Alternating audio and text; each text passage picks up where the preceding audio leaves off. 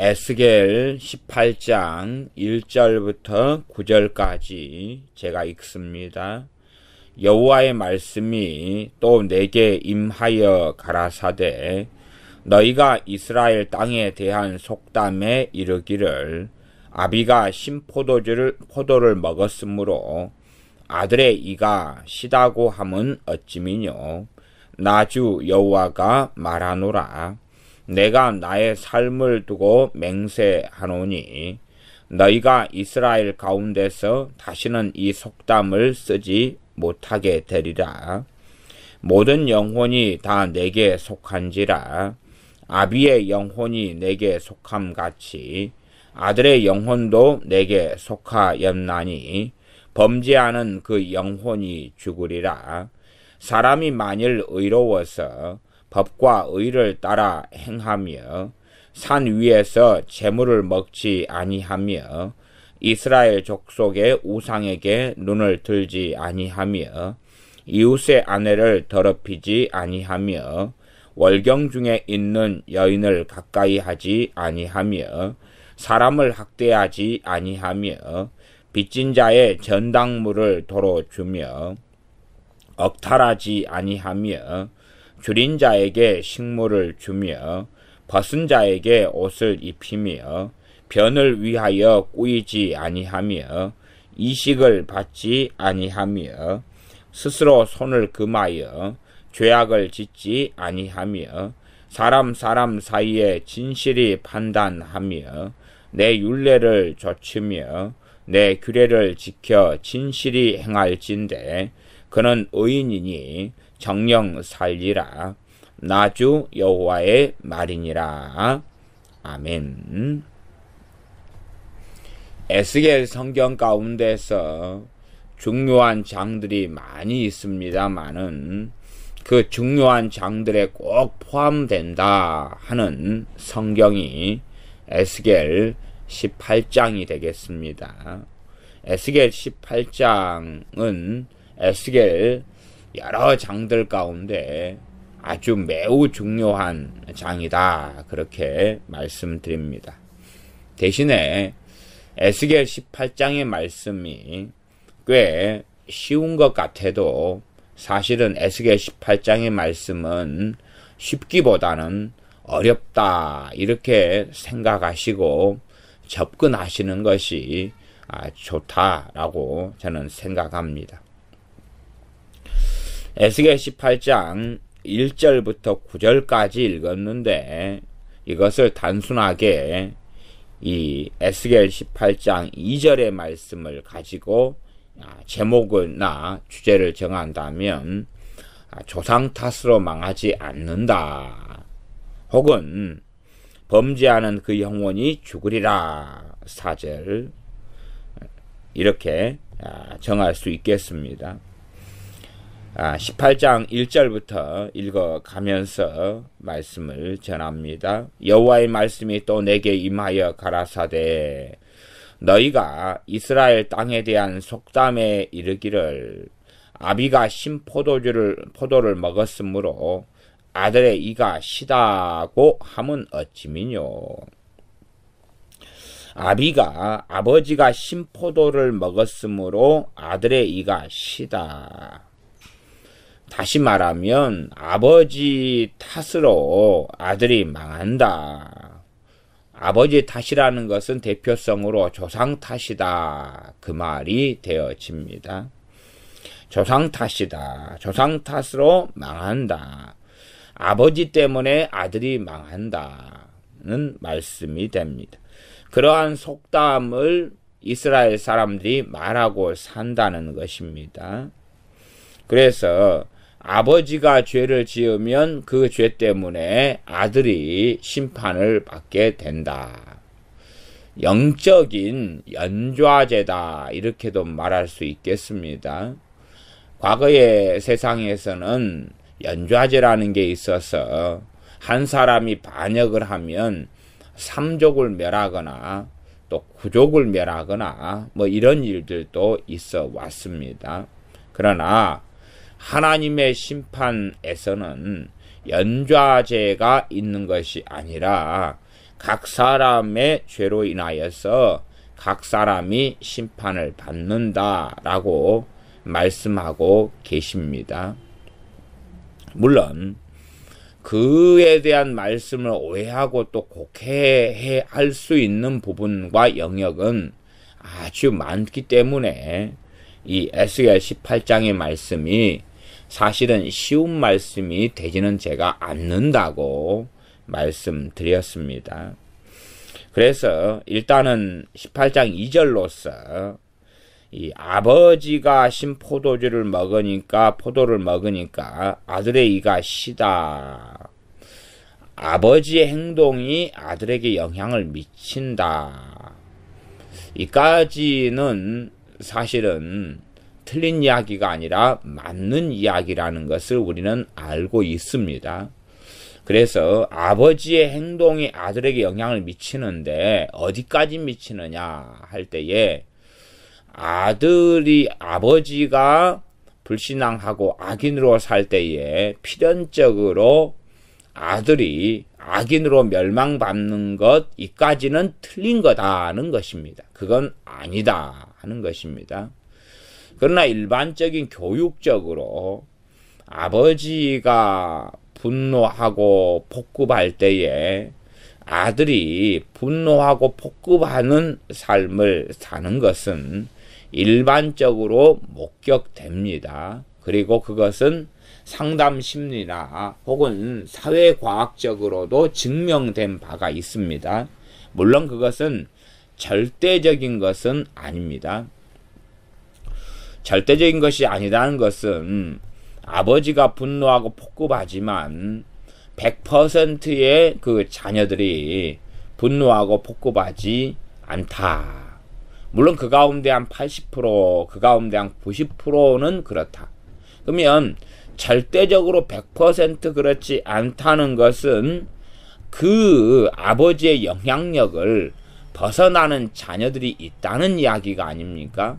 그러면 절대적이지 않다는 이야기고, 그로 말하자면은 그것이 절대 진리가 되는 것이 아니라 하는 이야기입니다. 우리가 속담 같은 것도 절대 진리가 아니라 실제로는 어떤 상황에 딱 맞을 때에 그때에만이 그것이 진실이 되고 사실이 되고 또한 진리의 영역 속에 있게 되는 그런 일들을 우리는 경험합니다. 일단은 18장 2절을 가지고 다루어야 할 첫 번째 것은 운명론이 되겠습니다. 운명론을 사람들이 가지는 것은 참 끔찍한 일입니다. 운명론을 가지면서 자신은 무책임성 속에 들어가기를 좋아합니다. 그래서 요즘 세상에 이제 운명론 중에 하나가 뭐냐 하면 이 세상의 운명론이 아니라 신앙 가운데 운명론, 이것은 가계 저주론이 이에 포함되는 경우가 아주 많습니다. 가계 저주라는 것은 조상이 우상 숭배를 하고 하나님 말씀을 어기고 십계명을 어기고 하는 등의 삶을 살 때에 그 조상죄로 인하여서 자녀들에게 저주가 대물림되고 마귀 역사가 대물림돼서 자녀들 자손들은 필연적으로 비참하게 살아가게 된다. 그것이 가계의 저주론이 되어집니다. 가계의 저주론은 성경적으로는 맞는 부분이 있고 틀린 부분이 있습니다. 맞는 부분이 있고 틀린 부분이 있다. 그래, 가계의 저주론이 성경적으로 어떻게 될 것이냐 그럴 때에 가계 저주로는 성경적으로 맞는 부분이 있고 틀린 부분이 있습니다.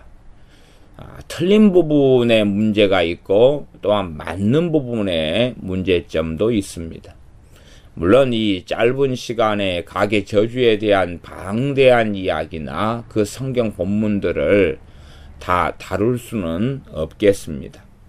그러나 최소한은 우리가 이 성경, 특별히 요한계시록에서 주님이 직접 하신 말씀 정도만 보아도 일단은 가계의 저주라는 것, 말하자면 이 조상이나 부모의 행동, 행함이 자녀들의 삶에 필연적으로 영향을 미친다까지는 우리가 인식을 하고 있어야 되겠습니다.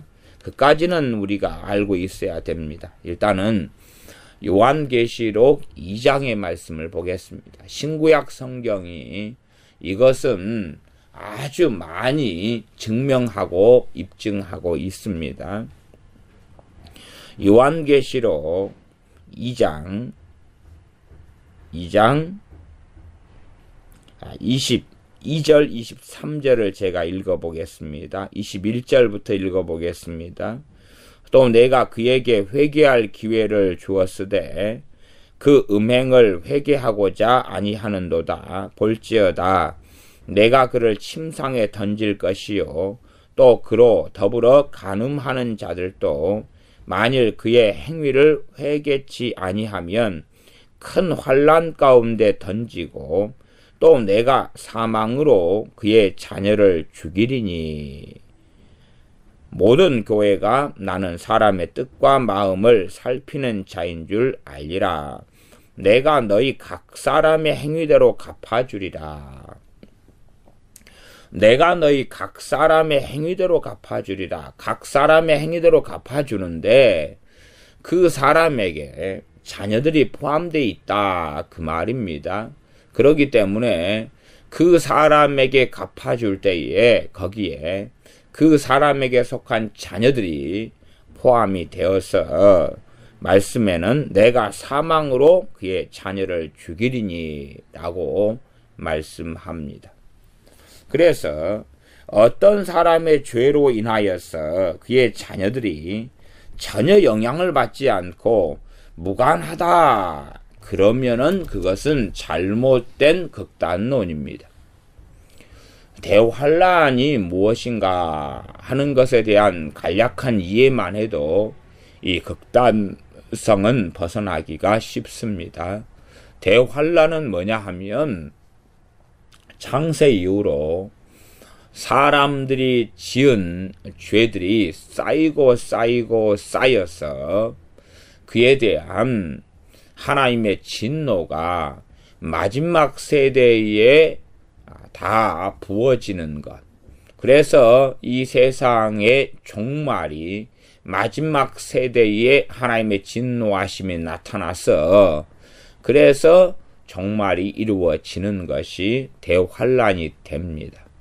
그렇기 때문에 어떤 면에서 마지막 세대로서 대환란을 경험하는 사람들은 참으로 비참과 참담 지경에 처한다고 우리가 알 수가 있습니다.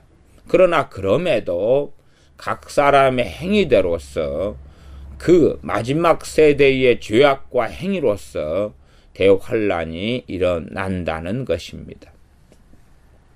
소돔과 고모라의 멸망, 심판도 단지 첫째는 그 당대의 소돔성의 사람들, 고모라성의 사람들의 그 죄악 때문에 하나님의 진노와 심판이 임한 것이고, 두 번째는 그 소돔과 고모라성 사람들이 여러 세대를 따라서 그 죄를 축적했고 쌓아왔기 때문에 결국은 하나님의 진노가 나타나게 된 것입니다.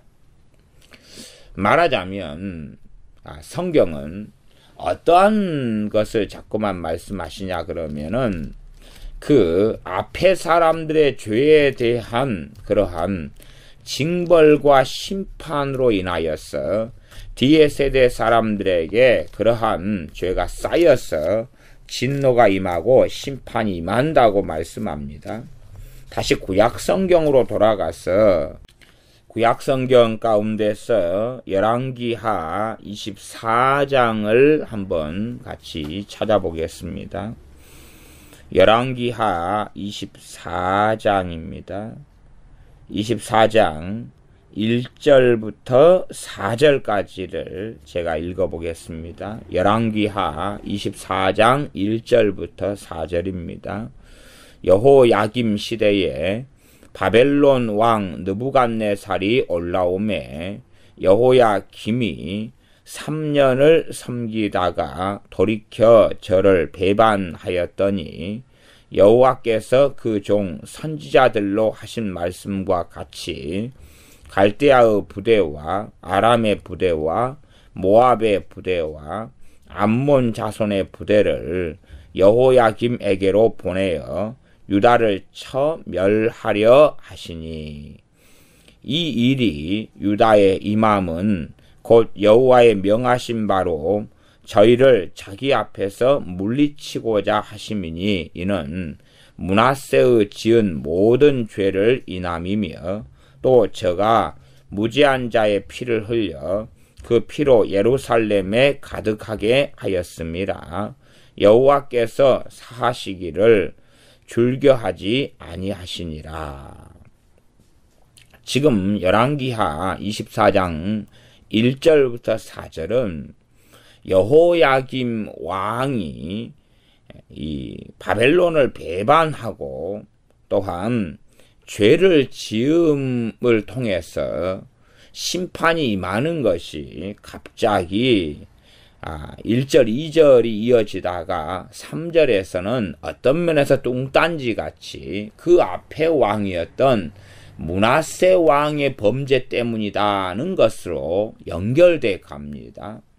그래서 여기서는 두 가지 말씀을 이야기하겠습니다. 첫째는 여호야김 왕의 죄로 인하여서 심판이 임한다는 것이 첫 번째고, 두 번째는 그것이 므낫세의 죄로 인하여서 이 3절 이는 므낫세의 지은 모든 죄로 인함이며, 므낫세의 죄가 이미 그 므낫세는 끌려가 버리고 말았는데 이 므낫세의 영향이 그대로 남아 있어서 그 지은 피값이 있어서 그로 말미암아서 하나님의 심판이 임하고 있다는 사실입니다. 그래서 이러한 성경이 가계 저주에 대한 이야기를 계속하여 말씀하고 있는 것이 사실입니다. 물론 가계 저주라는 단어는 썩 그렇게 성경적으로 옳은 단어는 아닙니다.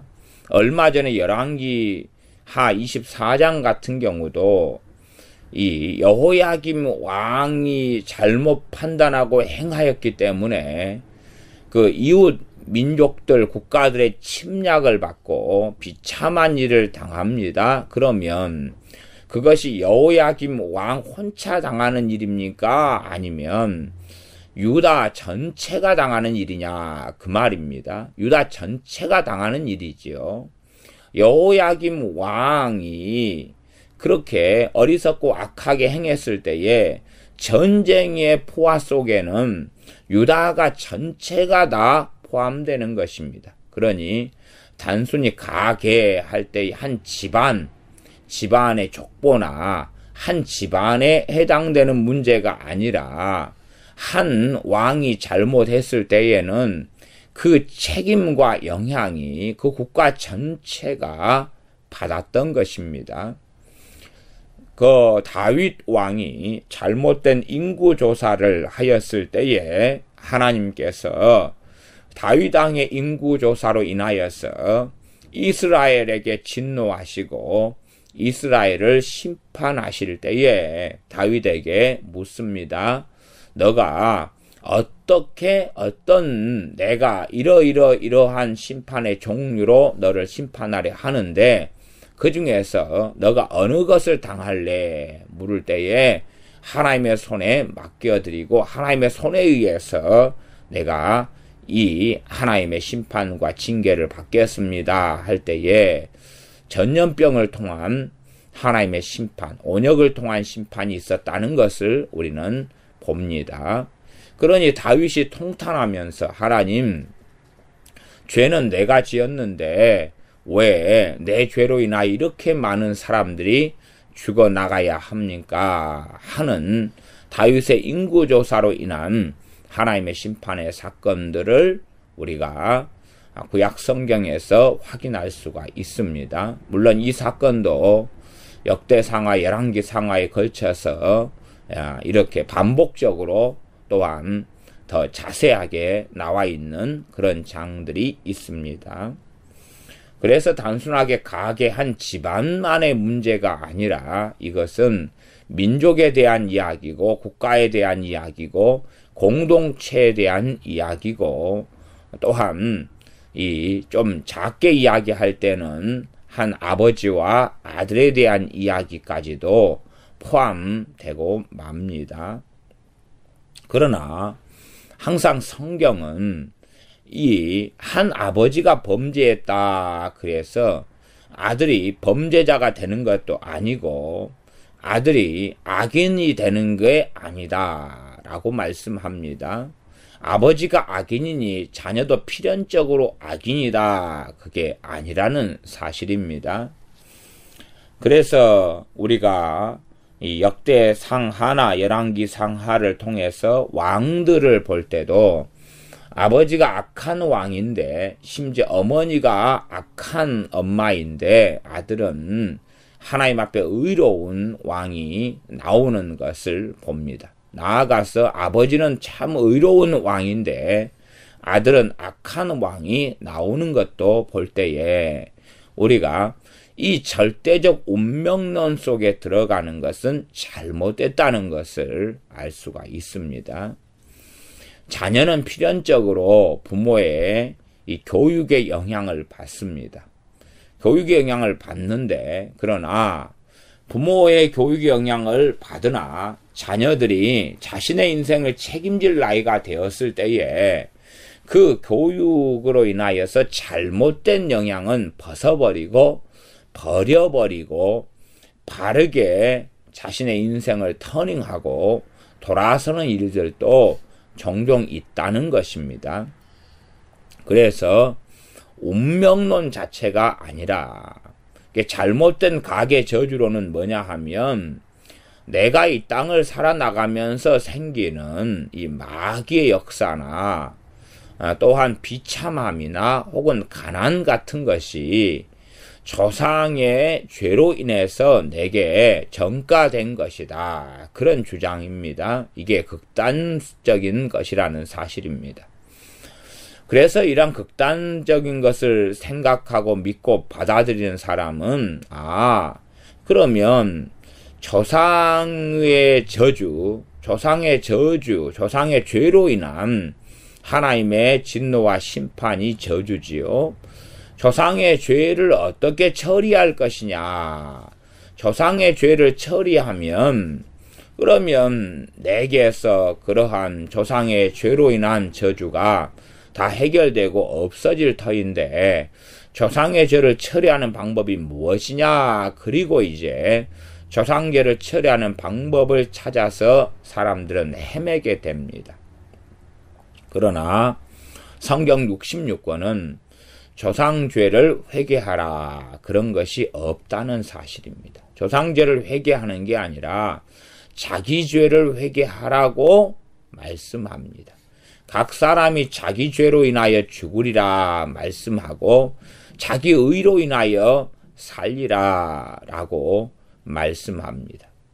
그러나 사람들은 조상 탓으로 모든 것을 넘기고 돌리기를 좋아해서 자신이 지금 현재에 하나님을 정말로 경외하며 사랑하는 사람인가, 자신이 현재 하나님 말씀을 행하며 하나님을 기쁘시게 하는 사람인가, 자신이 하나님 앞에서 살아가는 사람인가 하는 것이 제일 중요한데 그것은 생각하지 않고 나는 지금 한으로 가득하다, 나는 지금 분노로 가득하다, 나는 지금 마귀의 공격과 역사로 가득하다, 나는 게으름으로 가득하다, 내 인생에 되는 일이 없고 가난으로 가득하다, 나는 우울증으로 가득하고 살기 싫고 언제나 목숨을 끊고 싶다, 이 모든 것이 다 조상 탓이다. 그러니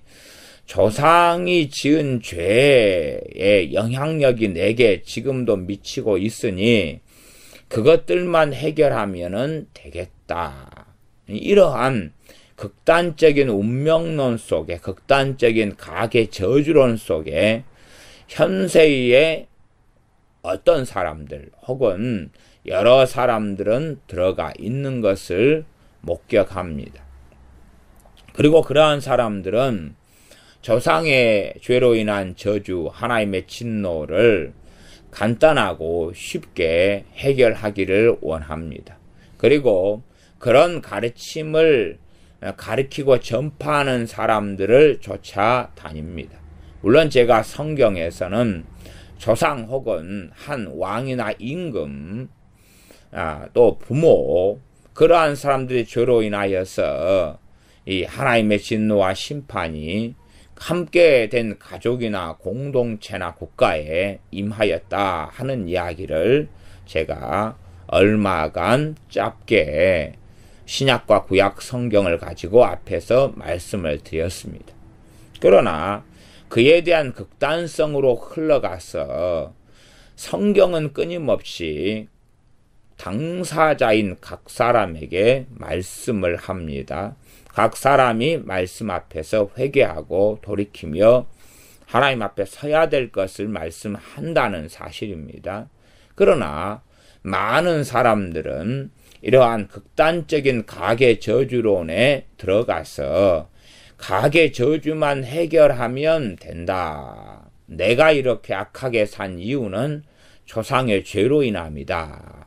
내가 이렇게 마귀에게 짓눌리고 살아가는 것은 조상의 죄로 인합니다.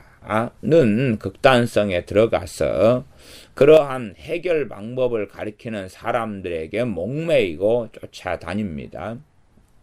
어떠한 사람은 내게 안수기도만 받으면, 또한 내게 와서 3일 세미나만 참석하고 들으면 가계 저주로 인한 것을 다 해결합니다. 함께 기도하면서 조상의 죄를 회개하면 가난이 다 물러갑니다. 그러한 조상의 죄만 좀 해결하면 그러한 이 마귀 역사는 다 물러가고 당신들의 정신적인 문제, 당신들의 감정적인 문제, 당신들의 다 떨쳐버리고 싶은 그러한 문제들은 다 해결됩니다. 라고 주장하고 사람들은 모든 걸 조상 탓으로 넘겨버리기를 원하기 때문에 그러한 잘못된 것을 받아들이고 살아가는 경우가 아주 많습니다. 그러나 먼저 우리는 성경은 이 두 가지를 다 말씀하지만 그 가운데 더 중요한 말씀이 본문 에스겔 1장부터 마지막 절까지 있는 말씀이고, 그리고 핵심적으로 말씀한다면은 이 18장 20절 18장 20절을 제가 읽어보겠습니다. 범죄하는 그 영혼은 죽을지라. 아들은 아비의 죄악을 담당치 아니할 것이요 아비는 아들의 죄악을 담당치 아니하리니 의인의 의도 자기에게로 돌아가고 악인의 악도 자기에게로 돌아가리라. 이것이 핵심이라는 것을 꼭 기억을 하는 것이 중요합니다. 범죄하는 그 영혼이 죽는 것이고 아들은 아비의 죄악을 담당치 아니한다. 아비는 아들의 죄악을 담당치 않는다는 것이 핵심이라는 사실입니다. 물론 이 에스겔 18장의 말씀도 얼마든지 극단적인 이해와 오해가 충분히 생기는 말씀이기 때문에 문제가 된다고 말씀드렸습니다. 사람들은 이렇게 이 가계 저주 혹은 공동체의 죄의 책임, 왕의 죄로 인하여서 그에게 속한 백성들이 하나님의 진노와 심판을 받는 것, 또한 십계명으로 이야기한다면은 이 3, 4대까지 이 우상의 숭배에 대한 책임을 묻겠다 하는 하나님의 말씀, 이런 것을 에스겔 18장의 말씀을 통해서 다 덮어버리고 없애버리려는 것도 잘못됐다 하는 것입니다. 성경은 항상 이쪽 말씀과 저쪽 말씀이 균형을 이루고 있는 것이지, 하나의 말씀을 다른 말씀이 제거하거나 또한 없애는 것이 아닙니다. 그렇기 때문에 성경 말씀이 좌우로 치우치지 않고 이 말씀과 저 말씀이 조화가 돼야지 맞는 것이고, 하나님께서는 이 성경 66권을 기록하셨기 때문에 앞에 말씀이나 뒤에 말씀이 서로 충돌되지 않는다는 것은 당연한 이야기입니다. 사람은 앞에 말과 뒤에 말이 다를 수 있고, 그래서 앞에 말이 맞으면 뒤에 말이 틀리는 거고, 뒤에 말이 틀리면 앞에 말이 맞는 거거나, 혹은 둘 다 틀리다 그 말이지요.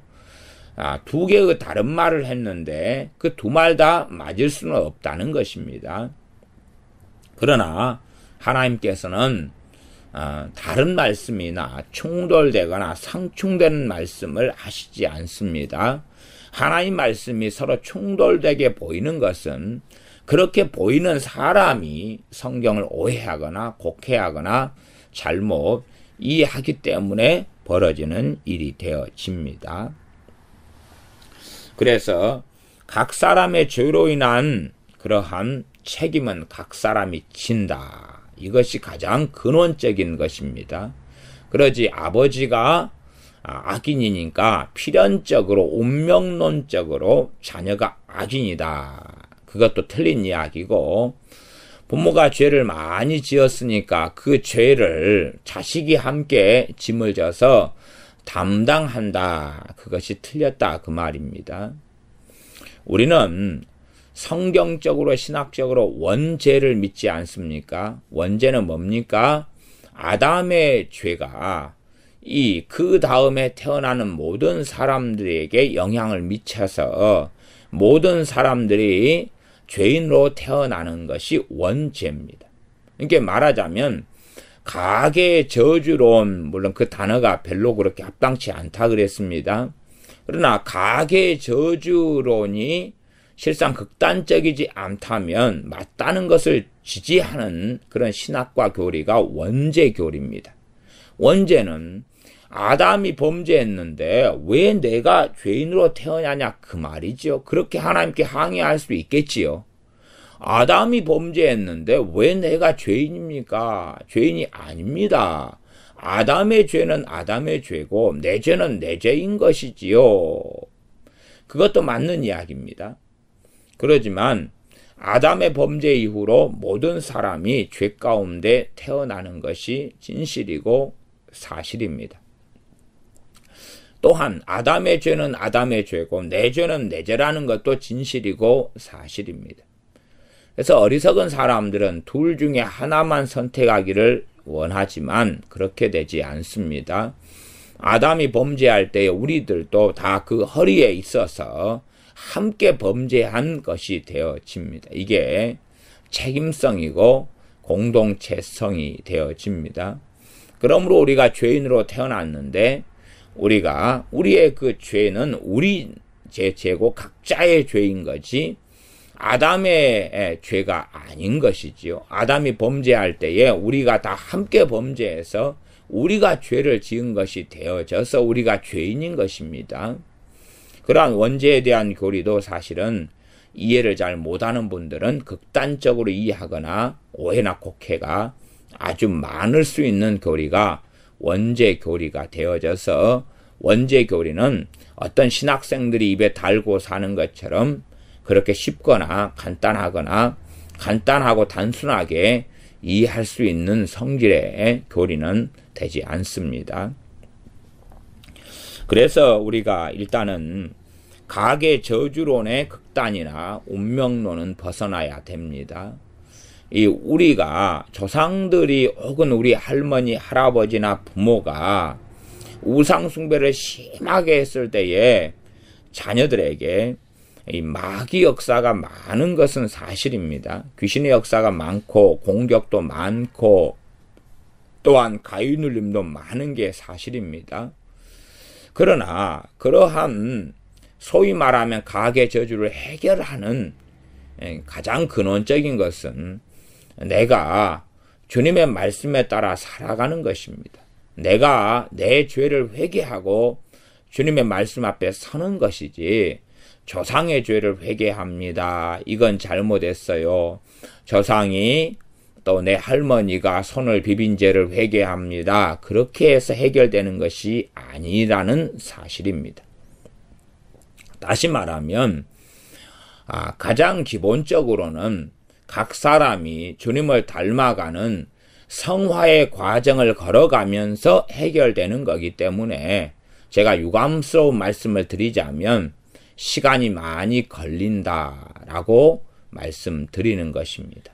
사람들은 무엇이든지 간에 자기에게 불편하고 고통스럽고 힘든 것은 단번에 해결하기를 좋아하고 원합니다. 단번에 해결하기를 좋아하고 원합니다.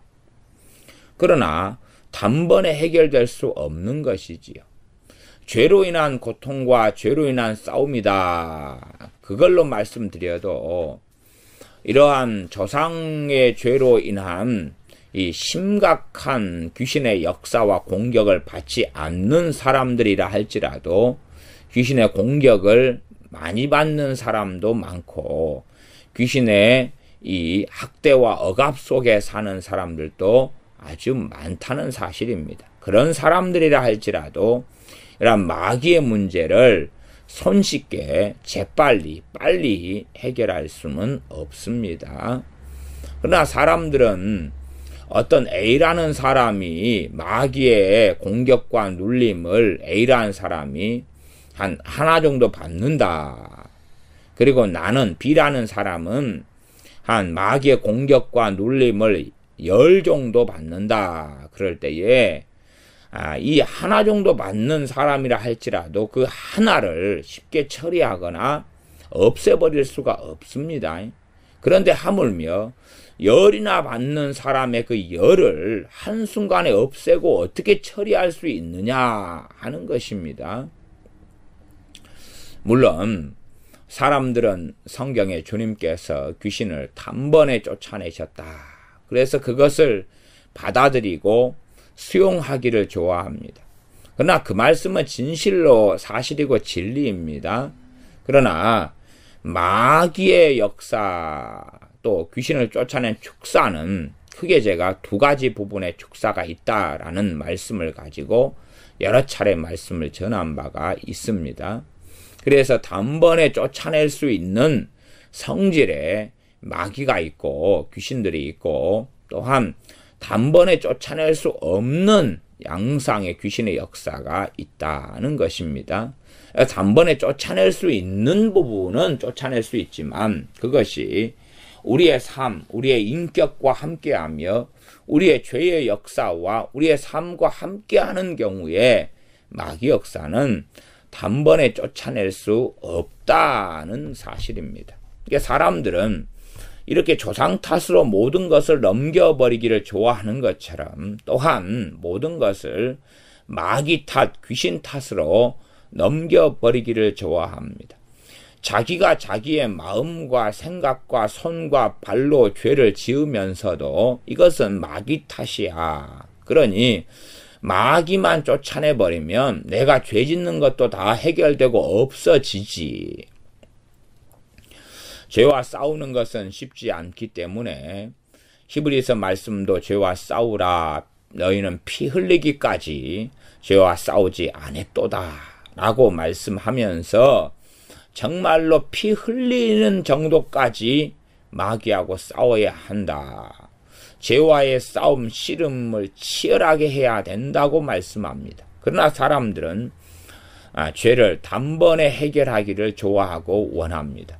말하자면 자신의 삶에 들어와 있는 죄를 그냥 쉽게 해결하고 치워버리기를 원한다 하는 사실이어서 그 죄에 대한 책임을 마귀에게 떠넘기고 마귀 탓으로 다 하기를 좋아합니다. 그러나 그것은 잘못된 것이 됩니다. 18장 2절부터 읽어가면서 9절까지 설명하겠습니다. 너희가 이스라엘 땅에 대한 속담에 이르기를 아비가 포도를 먹었으므로 아들의 이가 시다고 함은 어찌미뇨. 운명론이고 또한 조상 탓으로 넘기는 것이지요. 또 아비의 죄를 자식이 담당한다. 아비의 죄를 자식이 담당한다는 것은 지금 이 에스겔 18장의 본문으로서는 그렇지 않다 하는 것이고, 왜냐하면 담당한다는 이해를 잘 못하기 때문에 그런 것이지요. 그러나 또한 성경 전체로 하면 맞는 이야기고, 그래서 어떤 면에서 아비의 죄를 아들이 담당하는 것이 틀린 것인가, 또 어떤 면에서는 맞는 것인가, 이 양자에 대한 이해가 함께 있어야 된다고 말씀드렸습니다.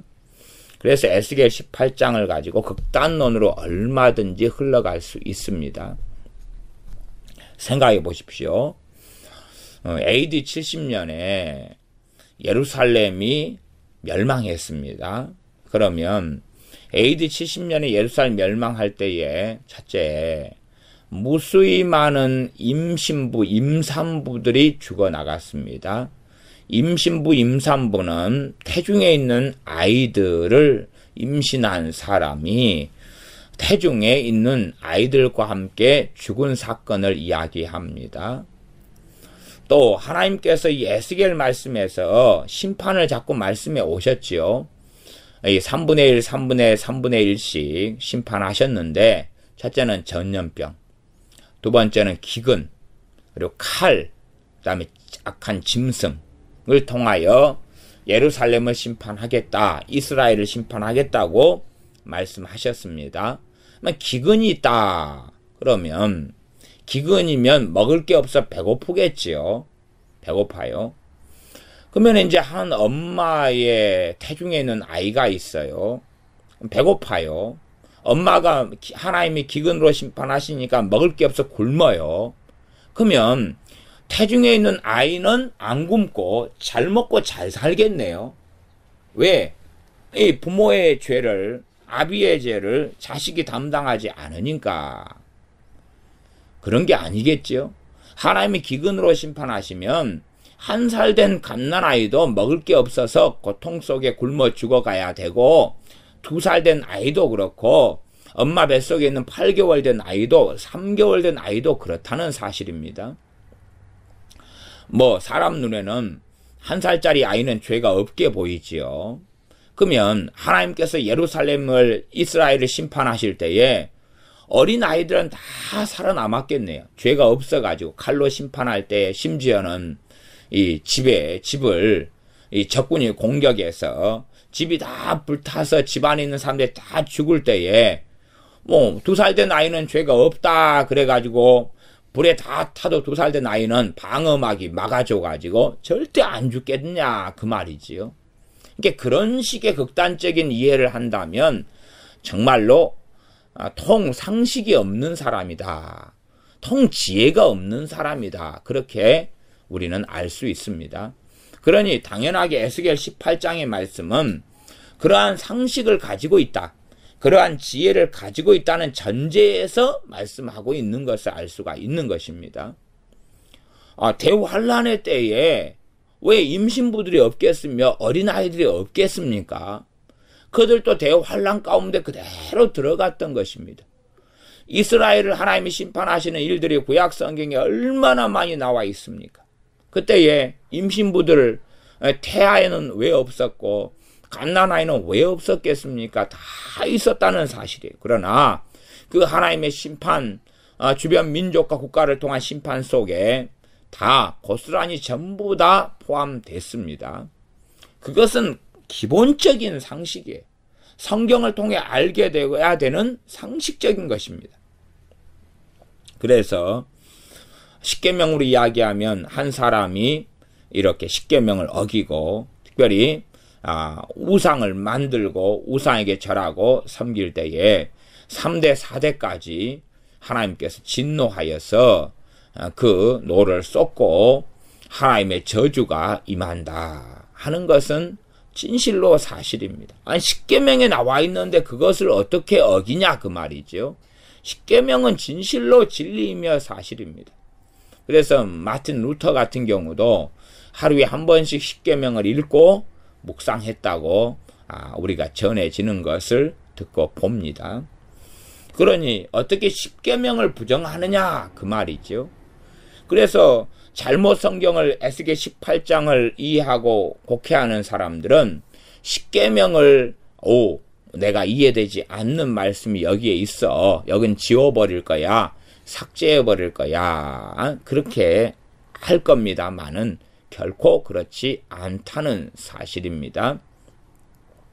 그러한 십계명의 이해 전제 속에서 우리는 어떻게 잘못 갈 수 있냐 그러면 그래? 십계명 가운데서 내 부모와 내 조상이 이러한 우상을 이렇게 했고 만들었구나. 말하자면 십계명 제2계명을 제가 읽어드리면 제2는 너를 위하여 새긴 우상을 만들지 말고 또 위로 하늘에 있는 것이나 아래로 땅에 있는 것이나 땅 아래 물속에 있는 것에 아무 형상이든지 만들지 말며 그것들에게 절하지 말며 그것들을 섬기지 말라. 그 다음에 나온 말씀이죠. 나 여호와 너의 하나님은 질투하는 하나님인즉 나를 미워하는 자의 죄를 갚되 아비로부터 아들에게로 3, 4대까지 이르게 하거니와 나를 사랑하고 내 계명을 지키는 자에게는 1000대까지 은혜를 베푸느니라. 1000대까지 은혜를 베푼다. 한 사람의 믿음, 하나님을 사랑하고 하나님 말씀을 지키는 사람에게는 1000대의 후손에까지 하나님께서 은혜를 베푸신다.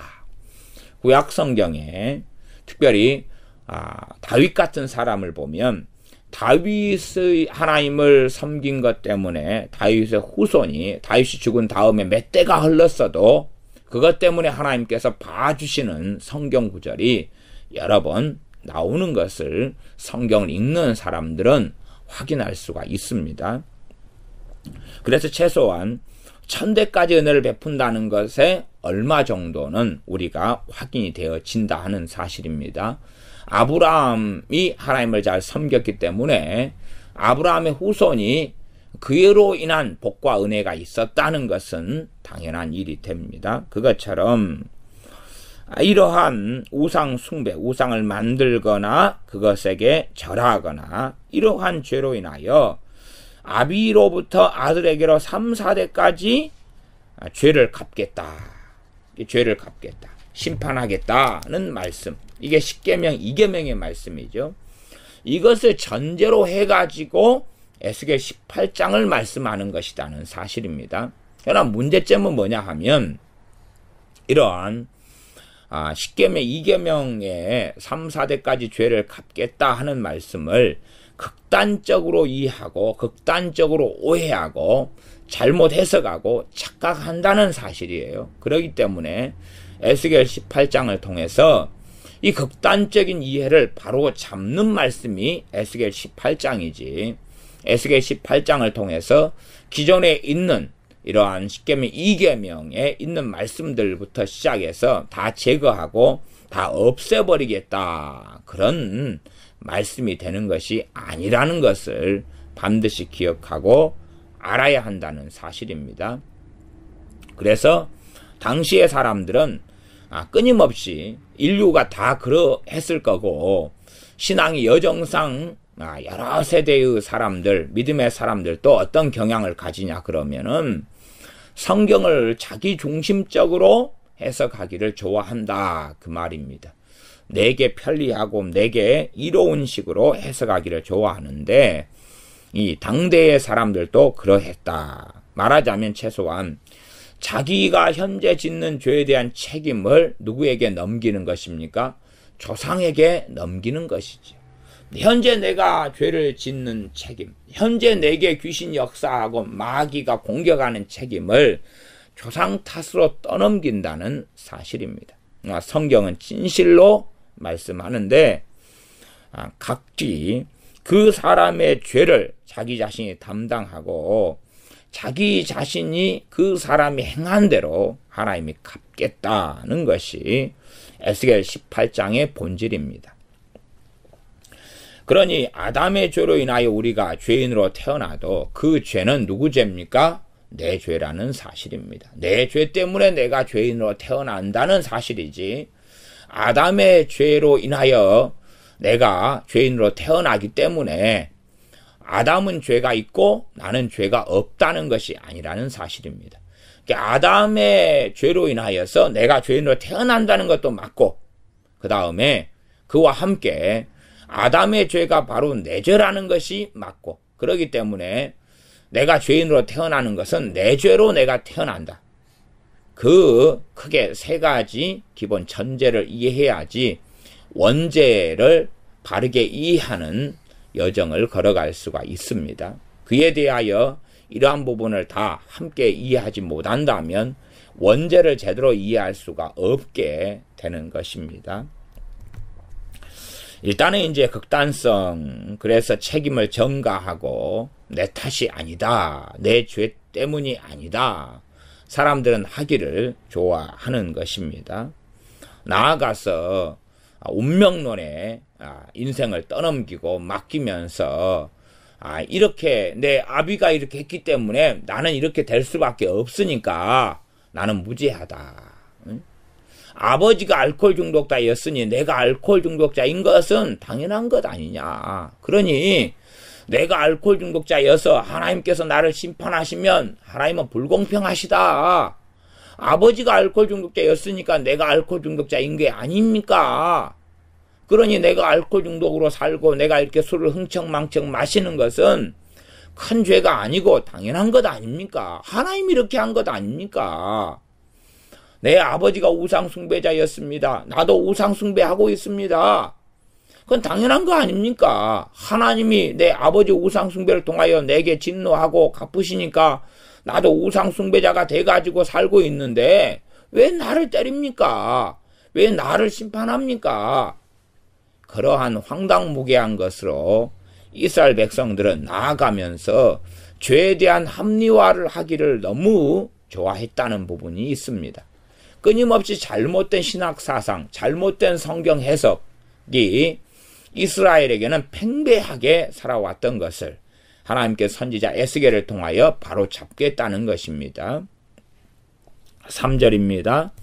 나 주 여호와가 말하노라. 내가 나의 삶을 두고 맹세하노니. 지금 굉장히 중요한 말씀을 하고 계실 때는 이렇게 나 주 여호와가 말하노라. 내가 나의 삶을 두고 맹세하노니. 하나님께서 맹세하시면서 말씀하시는 것을 우리가 에스겔서에서 봅니다. 너희가 이스라엘 가운데서 다시는 이 속담을 쓰지 못하게 되리라. 다시는 이 속담을 쓰지 못하게 되리라. 어떤 속담이었습니까? 아비가 신포도를 먹었으므로 아드레이가 시다. 이런 속담을 쓰지 못하게 되리라. 4절 모든 영혼이 다 내게 속한지라. 아비의 영혼이 내게 속함같이 아들의 영혼도 내게 속하였나니 범죄하는 그 영혼이 죽으리라. 아비의 영혼에 자식의 영혼이 부속된 것이 아니라 아비의 영혼은 아비의 영혼이고 아들의 영혼은 아들의 영혼이라는 사실이고 하나님과 관계는 1대1이라는 사실입니다. 그러니까 아비의 영혼에 아들의 영혼이 부속적인 존재가 아니라는 것이지요. 예속되거나 부속되는 존재가 아니고 아버지와 아들이 실제적으로 삶 속에서는 이렇게 어린 시절은 예속되고 부속되게 보이지만 그러나 하나님과의 관계는 아들과 하나님과의 관계 1대1, 아버지와 하나님 관계 1대1이다 하는 것이고 범죄하는 그 영혼이 죽으리라. 아버지가 범죄하면 아버지가 죽을 것이고 아들이 범죄하면 그 아들이 죽을 것이다 하는 것입니다. 5절입니다. 사람이 만일 의로워서 법과 의를 따라 행하며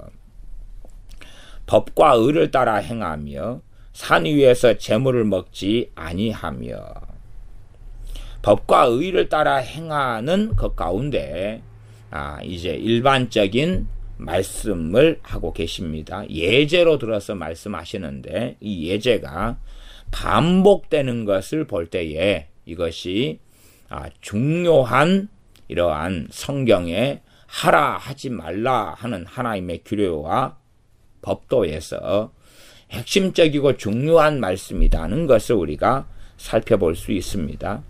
말하자면 가장 하나님의 말씀 가운데 중요한 건 십계명이지요. 그러나 십계명이 여기에 언급된 것보다는 이러한 말씀들이 언급된 걸 볼 때에 지금 하나님의 백성인 이스라엘이 가장 많이 걸리고 넘어졌고 범죄했던 이러한 것에 해당되는 말씀들이겠구나 하는 것을 우리가 알 수가 있습니다.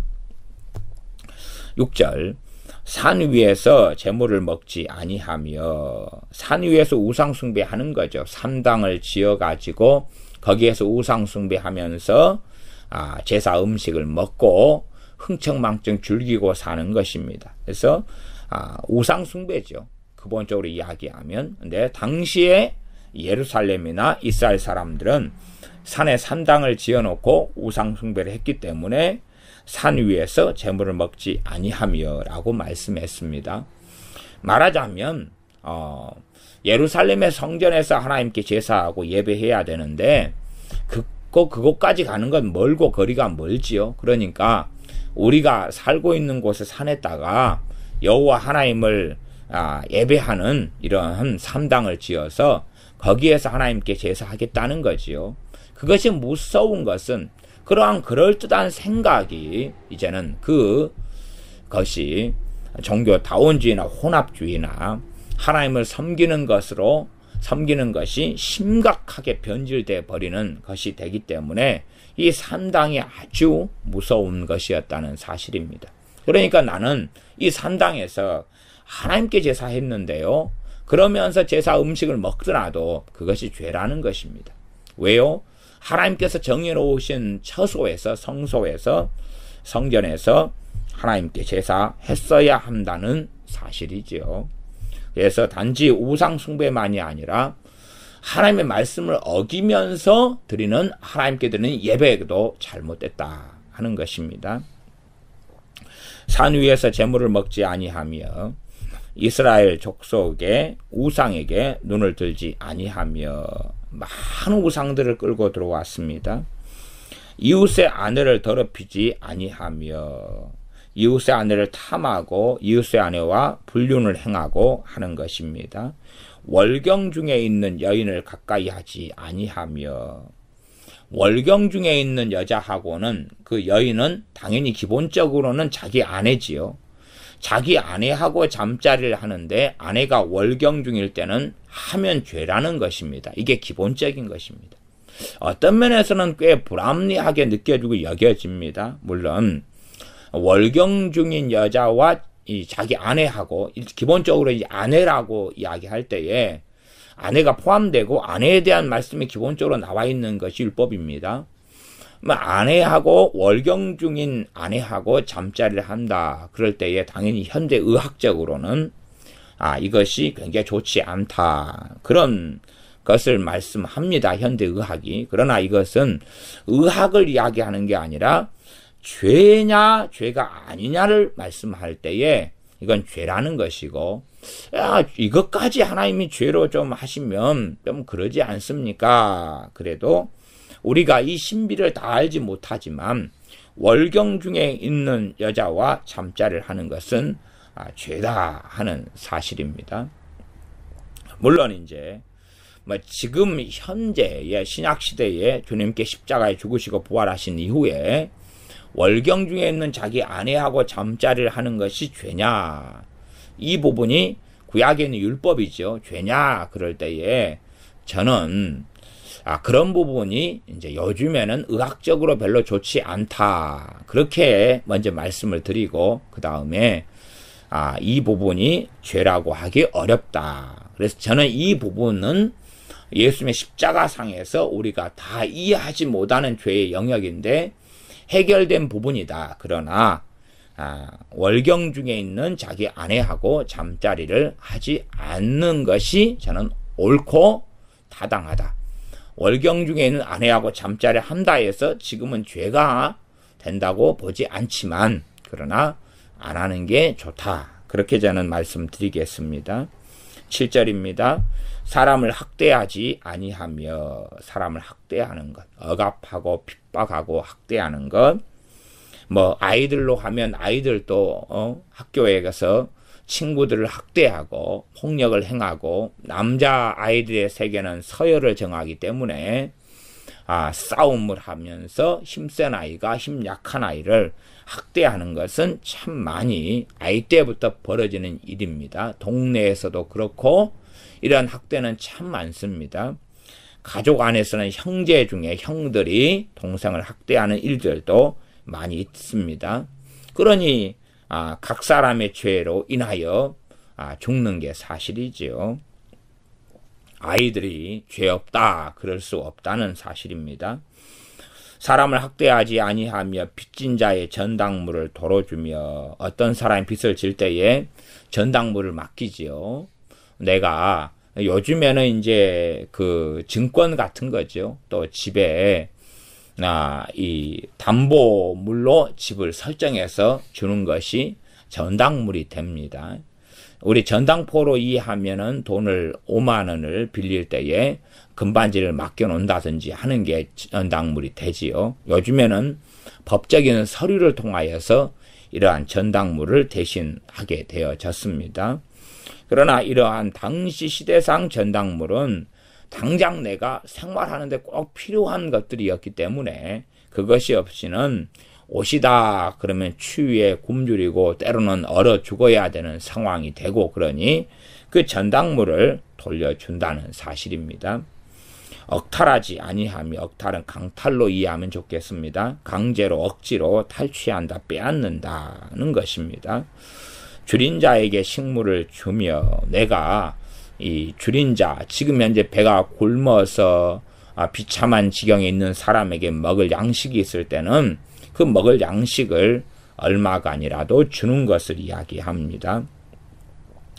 벗은 자에게 옷을 입히며, 변을 위하여, 변은 이자입니다. 이자를 위하여 꾸이지 아니하며, 꾸인다는 것은 이자놀이를 하려고 사채놀이죠. 사채놀이를 하지 않는다는 것입니다. 사채놀이를 하지 않는다. 이식을 받지 아니하며, 이식도 이자입니다. 이자를 받지 않는다. 사채놀이, 이자놀이. 이게 사채놀이도 전문적인 사채꾼이 있죠. 전문적인 사채꾼에 대한 이야기가 앞에 말씀인 것 같고, 그 다음에 전문적인 사채꾼은 아닌데 그래도 하나의 돈을 버는 수단으로 이자놀이를 하는 사람들이 있죠. 내가 직장과 직업이 있으면서 이자놀이를 하는 사람이 있고, 전문적으로 이제 사채놀이를 하는 사람이 있다는 것입니다. 이 두 가지가 앞에는 전문적인 사채꾼에 대한 이야기 같고, 일수를 해가지고 돈을 벌고 사는 사람을 이야기합니다. 믿는 사람에게는 합당한 이런 일이나 직업은 아니게 될 것입니다. 물론 그것이 이제 법의 허용 범주 속에서 벌어질 때까지 가면은 성경 윤리로 가는 문제이기 때문에 꽤 난해한 문제로 들어갑니다. 스스로 손을 금하여 죄악을 짓지 아니하며, 이게 좀 포괄적인 말씀이 되죠. 스스로 손을 금해서 죄를 짓지 않는다. 이게 중요한 말씀 아닙니까? 조상 탓 때문에 내가 죄를 짓는다가 아니라 내가 이제는 그렇게 죄를 짓는 삶을 내가 멈춘다는 것이죠. 내가 스스로 안 하면 된다는 이야기를 하고 있습니다. 사람 사이에 진실이 판단하며, 우리가 사람들의 소문을 듣고 또한 어떤 사람을 보면서 쉽게 헤아리고 판단합니다. 그러나 이 판단이 자기 중심적인 판단이고, 또한 보지도 않았으면서 소문만 듣고 다른 사람 말만 듣고 험담하고 쉽게 판단하는 경우가 얼마나 많으냐 하는 것이지요. 진실한 판단을 하지 않는다.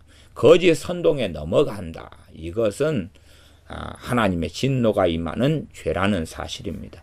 그러므로 지금 현재 뉴스나 신문 기사나 인터넷 미디어상의 이런 일들이나 소식들 같은 경우를 우리가 진실이 아닌 것들을 받아들이게 될 때는 그것이 큰 범죄가 된다는 것을 기억해야 됩니다. 역사의 왜곡을 통해서 역사적인 왜곡을 받아들여서 악인을 선하다, 선인을 악하다 할 때에도 범죄가 되는 것이고, 우리 자녀들이 이렇게 역사의 왜곡을 배우고 살아올 때, 그렇다면 그 자녀들은 나는 죄가 없습니다 라고 주장할지 몰라도 죄악 가운데 거하게 된다는 사실입니다. 9절입니다. 내 율례를 좇으며 내 규례를 지켜 진실이 행할진대 그는 의인이니 정령 살리라. 나주 여호와의 말이니라. 하나님께서 어떤 사람이 조상의 죄로 인한 영향력을 안 받는다는 말씀을 하고 계시는 것이 아닙니다. 조상의 죄로 인한 영향력은 그대로 후손들이 받습니다. 그러나 심판과 진멸과 멸망을 받고 말하자면 지옥에 들어가는 것은 조상의 죄로 인하여 들어가는 것이 아니라 자기의 죄로 인하여 들어간다는 사실입니다. 조상의 죄의 영향력을 다 받습니다. 누가 안 받겠습니까? 육적으로 이야기해도 내 부모가 부자면 내가 그 부유함의 영향을 받고 살지 않습니까? 내 부모가 가난하면 내가 가난 가운데 태어나지요. 그 영향을 그대로 받는 것처럼 육적인 영향을 받는 것처럼 영적인 영향도 그대로 받습니다. 내 부모가 이쁘게 생겼으면 엄마 아빠가 미남 미녀다 그러면은 거의 10중 8구 이상으로 내가 미남 미녀로 태어나지 않겠습니까? 그러나 내 부모가 좀 얼굴이 거시기하다 그러면 나도 거시기하게 태어나고요. 내 엄마의 체형이 빼빼 마르렀다 그러면은 우리의 체형도 빼빼 마르게 태어나고, 또 내 부모가 좀 통통하다 그러면 자녀도 통통하게 태어나는 체형이나 체질을 가지지 않습니까? 그렇게 해서 이 얼굴도 닮고 몸매도 닮고, 특별히 나이가 한 60이 넘어가면 그냥 여자분들은 아버지하고 그렇게 엄마하고 판박이로 변해가고, 아들들은 아버지하고 판박이로 변해가는 얼굴 모습을 봅니다. 그런 것처럼 육체나 혹은 재산이나 이런 것처럼 영적인 영향도 그대로 받는 부분이 있습니다. 그러나 그것이 인생과 삶을 결정하는 것이 아니라는 사실입니다. 인생과 삶을 결정하는 것은 18장 9절입니다. 내 율례를 좇으며 내 규례를 지켜 진실이 행할진대 당사자 너가 아들이면 아들, 아비면 아들, 너가 내 율례를 좇아 내 규례를 지켜 그렇게 진실이 행해. 그러면 그 사람이 의인이 된다. 조상의 영향력이 얼마나 안 좋은 걸 받았든지 간에, 그러나 너가 이제는 내 율례를 지켜. 그리고 힘들겠지만 그 죄를 끊고 돌아서, 그러면 그는 의인이니 정령 살리라. 나 주 여호와의 말이니라. 이렇게 하나님 말씀을 지키고 준행할 때에 하나님께서 의인이라 말씀하시고 정령 살리라 말씀하십니다. 단순하게 이제 우리가 이 에스겔 18장에 살리라 죽으리라 하는 것을 단지 내가 지금 생명을 가지고 사느냐 죽느냐 보다는 저는 영혼의 문제로 이해하고 해석합니다. 영적인 죽음, 영적인 삶, 영원한 생명, 영원한 멸망과 심판, 이걸로 저는 첫째로 살리라 죽리라를 이해하고요. 그 다음 두 번째는 현세적인 삶과 죽음에 대한 부분도 얼마간 포함되어 있다. 그런 해석을 두 가지로 제가 이해하고 합니다. 그러나 근원적으로는 이 악인이 평안하게 죽는 경우가 있지요. 그 다음에 의인이 환난과 핍박을 당해서 순교하거나 고통스럽게 죽는 경우도 있다는 사실을 성경을 통해서나 우리의 상식으로 알고 있습니다. 그렇기 때문에 이러한 살리라 죽리라를 현생적인 삶으로만 극단적으로 해석해가지고 사람들은 얼마든지 착각할 수도 있습니다. 말하자면 자기는 평안하고 잘 먹고 잘 살고 그렇게 하기 때문에 야, 하나님께서 나를 인정했다. 하나님께서 나를 인정했고 나는 하나님의 복을 받았다. 그런 현생적인 것으로 지금의 어떤 신자들 혹은 많은 그리스도인들은 해석하는 경우를 봅니다. 그것은 참 끔찍한 일입니다. 말하자면 나는 지금 평안하기 때문에 돈도 잘 벌리기 때문에 봐봐라, 살리라는 말씀에 해당되지. 나는 의인이야. 나는 하나님 말씀 뜻대로 살고 있어. 그렇게 착각하면서 어리석은 길을 걸어갈 수가 있습니다. 그래서 오히려 고난이 유익이라 말씀하는 것 아니겠습니까? 그러니 이 정령 살리라 혹은 정령 죽으리라 하는 것을 우리는 근원적으로 영원한 생명에 대한 것, 영원한 멸망과 심판에 대한 것으로 이해하는 것이 맞습니다. 그러나 일부의 부분적으로는 이 예루살렘이나 이스라엘의 심판과 연결지어서 이들이 하나님 말씀 앞에 바르게 서고 회개하게 될 때에 정령 살리라 심판을 면하고 하나님의 긍휼을 받을 수 있는 부분이 있다. 또 포로로 끌려와가지고 이 포로 생활을 할 때에 하나님 앞에서 이 의로운 삶을 살아갈 때에 영원한 생명만이 아니라 그 땅의 삶 속에서 정령 살리라 평안하게 살고 은혜 속에서 살게 된다는 것을 내포하고도 있다. 그렇게 우리가 이해할 수 있겠습니다. 기도하겠습니다. 아버지 하나님, 성경을 극단적으로 해석해서 하나를 잡고 하나를 버리고 또한 자기의 임의에 옳은 대로 성경을 해석해서 내가 평안하고 잘 먹고 잘 살면은 내가 뜻대로 살고 있는 거고 하나님이 나를 인정하신 거야 하는 착각 속에 들지 않도록 도와주시옵소서.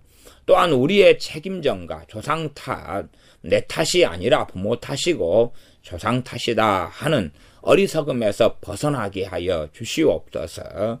그리하여 우리가 현재의 삶을 살아나갈 때에 마귀의 공격과 눌림을 받더라도 조상 탓의 문제보다 오히려 내 죄로 인하여서 마귀의 공격과 눌림을 당하는 것이 근본적이라는 것을 기억하고 우리의 죄를 고백하며 회개하며 또한 죄를 정리하면서 마귀를 우리 주 예수님의 이름으로 대적하고 물리쳐 승리하는 우리가 되게 하여 주시옵소서.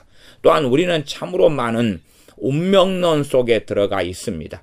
심지어 하나님께서 하신 예정도 운명론으로 해석하고 풀어서 그래서 죄에 대한 방종 속에 들어가며 하나님 앞에 책임 있는 삶을 살기보다는 다 하나님 탓으로 돌려버리는 운명론 속에 들어가는 경우가 얼마나 많은지요. 우리의 인생과 삶 속에 또한 우리가 잘못 오해하고 곡해하는 운명론적인 가치관이 말씀을 통하여 무너지게 하여 주시옵소서. 예수님의 이름으로 기도하옵나이다. 아멘.